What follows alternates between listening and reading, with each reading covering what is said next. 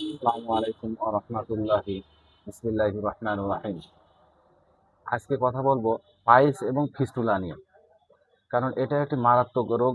অনেকেই জানে না কিভাবে হয়, ফিস্টুলা হয় কি আর পাইলস কি অনেকে জানে না। সেই সম্পর্কে আজকে কিছু কথা বলবো। এটি পাইলস, এটি মলদ্বারের রক্তনালী বা শিরার স্ফীতি মলদ্বারের ভিতরে এবং পাশে মাংসপেশিতে মাংসপিণ্ডের মতো ফুলে ওঠাকে পাইলস বলা হয়। আর ফিস্টুলা মলদ্বারের ভিতরে এবং বাহিরে নালী তৈরি হয়। নালী অস্বাভাবিক নালী বা সুড়ঙ্গ, যা সাধারণত ইনফেকশন বা ফোড়া থেকে এটা তৈরি হয়।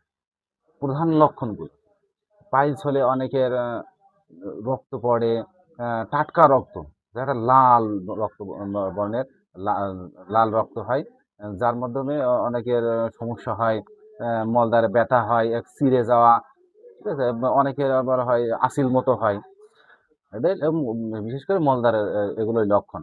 আর ফিস্টুলা বলে মলদ্বার এবং মলদ্বারের পাশে নালী মতো হয়, ঘা হয়, সেখানে হঠাৎ করে পুজ হয়, কিন্তু মারাত্মক ব্যথা হয়। পুজ বেরিয়ে হয়ে যাওয়ার পরে আবার স্বাভাবিক হয়ে যায়, কিন্তু পরবর্তীতে আবার হয়।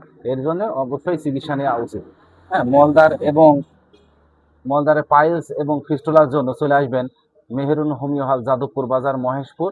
এখানে সুষ্ঠু ট্রিটমেন্ট দেওয়া হয় এবং সঠিক ওষুধটা প্রয়োগ করা হয়, এবং জার্মানি জার্মানি এবং দেশি ওষুধ কিছু লাগে, সেগুলোর মাধ্যমে এটা চিকিৎসায় দ্রুত নির্মূল করা সম্ভব ইনশাআল্লাহ। আসসালামু আলাইকুম ওয়া রাহমাতুল্লাহি ওয়া বারাকাতুহু।